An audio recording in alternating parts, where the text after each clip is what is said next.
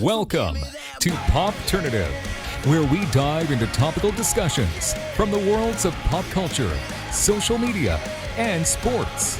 Here is your host, Peter Remoliotis, aka PD Beats. Hello, welcome to the Popternative podcast, the podcast where we have digital discussions, the worlds of hockey, sports, TV, film, pop culture, everything really. As always, I'm your host, Peter Remoliotis. On Twitter, you know me as PD Beats. Returning guest on Popternative, hockey players. We love interviewing hockey players.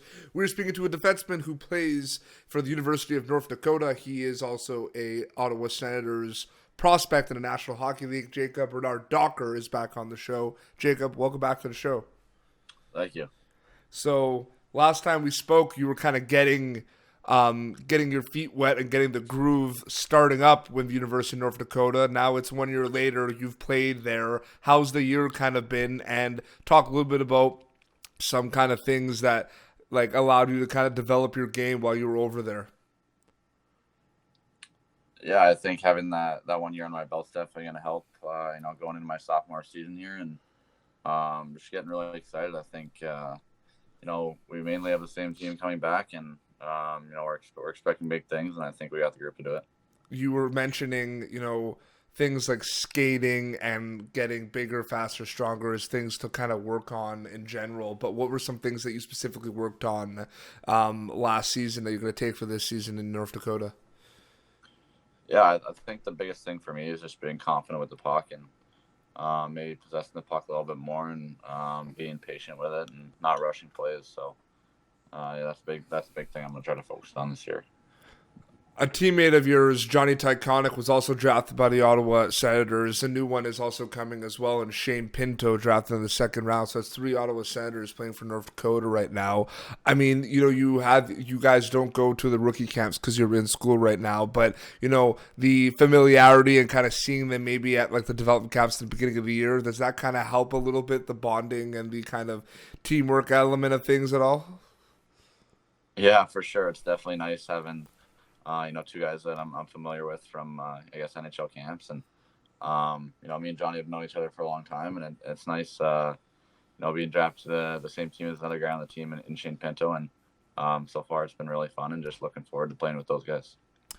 You played what is considered Junior A hockey or Tier 2 hockey in the AJHL. And what I find interesting is that is kind of seen as the league where people play before they go, like a lot of Canadians play in that league before they go to NCAA rather than go, to the USHL and then play. As a player, what did you kind of think about your decision to stay in Canada for junior hockey, knowing that you were going to go play NCAA? What made you stay in that league? And do you recommend that league for players that kind of want to develop their game? Yeah, I think, for me, it worked out being close to home there, and Okotoks was really good to me, and really allowed me to become the player I am today, I guess. And I think it's definitely a growing league. I think it's been seen as as a lesser league, I guess, Tier 2 league, as you said, but it's one of those things where lots of up and coming guys that want to go to college are playing there now, and it's just getting better and better. What does Jacob Bernard Docker have to do to turn pro, to turn professional? I think just put my head down and work. I think, being drafted at the end of the day really means absolutely nothing unless you put the work in, and you still got to fight for a spot on the team. So for me, it's just never being satisfied and, keep working hard. Speaking of a team, the World Junior Hockey Championship, that's something that probably doesn't leave your head at all. I mean, you're focused on North Dakota right now, but that's obviously a team that you want to make, especially being a cut of last year's team. Talk a little bit about that. That's been kind of, you had the World Summer Showcase. Talk a little bit about that's still a big thing on Jacob Bernard Docker's list, correct? Yeah, absolutely. That's definitely a huge goal of mine this year is to make that team. And it's one of those things where right now I just got to focus on trying to help my team as much as I can in North Dakota. And, hopefully if I do a good job help my team here, I'll have a first good half and, go back to that camp and, set myself up with a chance to make it. So definitely a focus, but I think first of all, just trying to help my team here in North Dakota. What was the biggest transition from playing hockey, junior hockey in Canada, to going and playing college hockey in the United States from last year, Jacob? What was something that you kind of had to get used to, whether it was, on the ice or off the ice? Talk a little bit about the transition there. Yeah, obviously bigger, stronger, faster guys, and I think that's something that with training and practicing with the guys for a month before the season is something you just get used to. But I think for me, the biggest difference in the games was just a lot of smarter players and guys that really know how to read plays and don't give you much time and space. So for me, I just had to adjust to that a bit. But I think once you get used to it, it's good and you can play your game again. Do you think so? I think I asked you this last time.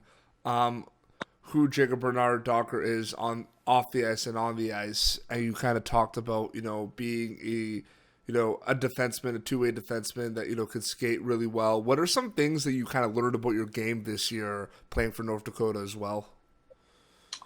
For me, it was a lot about the defensive side of the game. I think, compared to juniors, guys offensively can really expose you, especially in the NCHC with the skill in that league. And for me, it was just really trusting my feet and keeping my good gaps. And I think that was something in juniors where I could maybe kind of get away with it at some points. And but I think defensively, kind of in terms of box outs and gaps, is something I really had to focus on last year. Absolutely.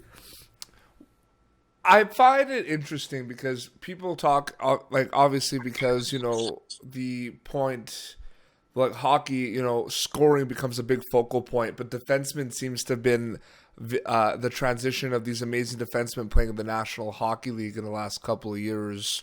I feel like we're shifting towards people aren't just talking about forwards in the National Hockey League; they're talking about the defense as well. Why do you think do you think there's kind of a reason why there's been more like a focal point on defending these days? Is it because of the fact that maybe these forwards are very good and you need very good defensemen? Does that have to do with it as well?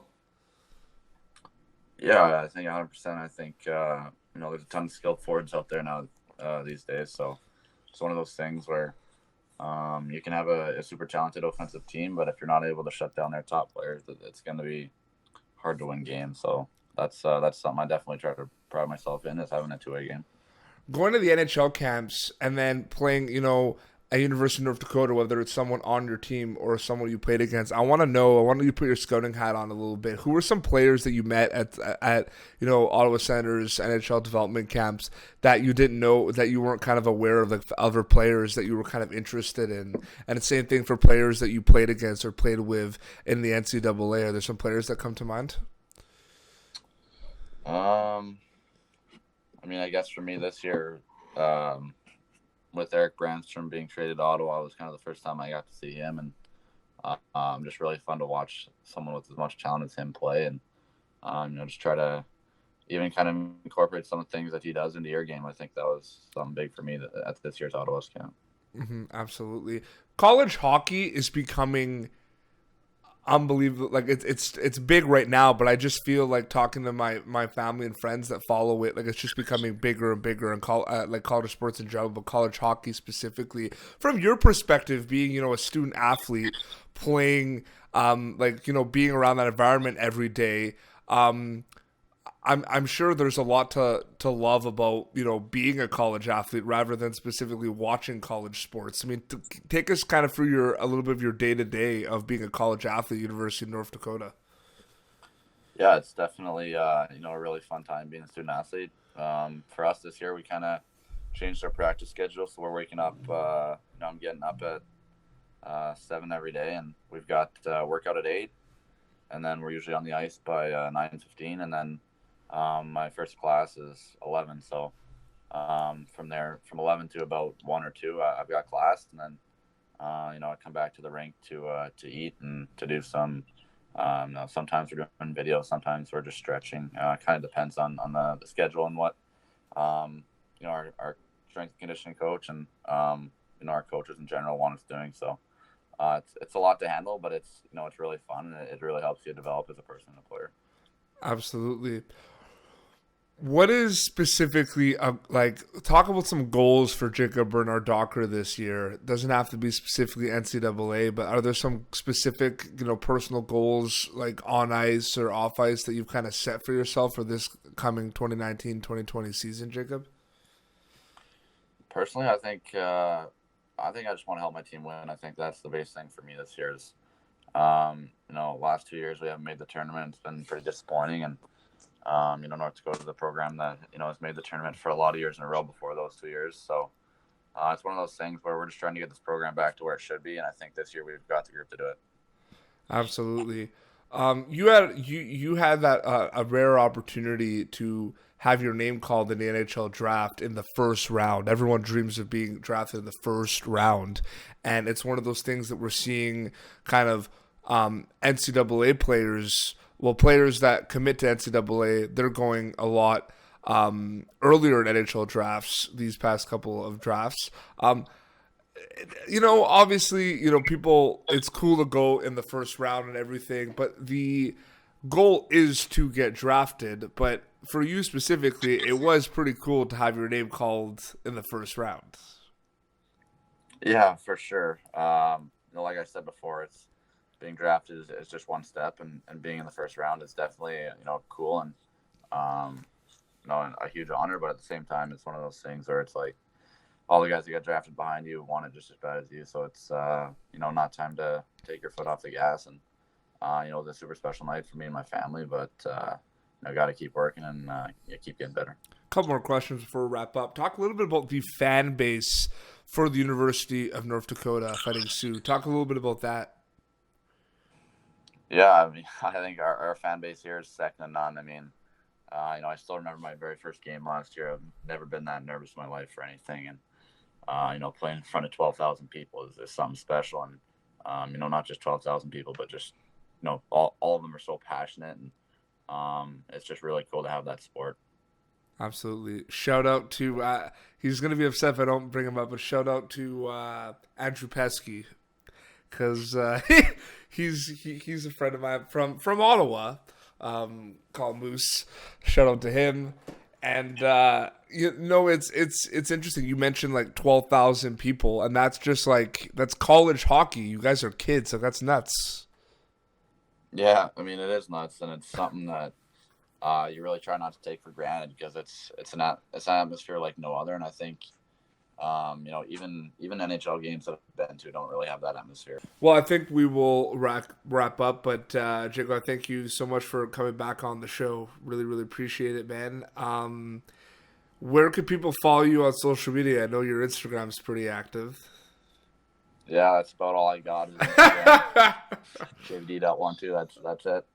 Absolutely. And for people that want to also, when last time you came on, you were kind of, like I said at the beginning of the show, you were starting out at North Dakota. Now you're going in your second year. Do you think there's going to be a lot more leadership and more pressure on your end going in, or are you just going to go and just play your game? I think there's definitely a little bit of more of a leadership role for me this year, I guess. Just being a second-year guy, trying to help out some of the freshmen, but that's something I'm just going to try to take in stride. And I think we got a lot of good leaders on our team, and I'm just super excited for the season. Absolutely. Well, Jacob, thank you so much. I wish you all the best for the upcoming season, man. Awesome. Thanks for having me. No problem. This has been Popternative, youtube.com/Popternative for previous episodes. And until next time, this is Jacob Bernard Docker and Petey Beats signing off. Thank you for tuning in to Popternative. Make sure to check out our past episodes of Popternative on YouTube. Be sure to like Popternative on Facebook and follow us on Twitter. This has been an Autograph Communications production.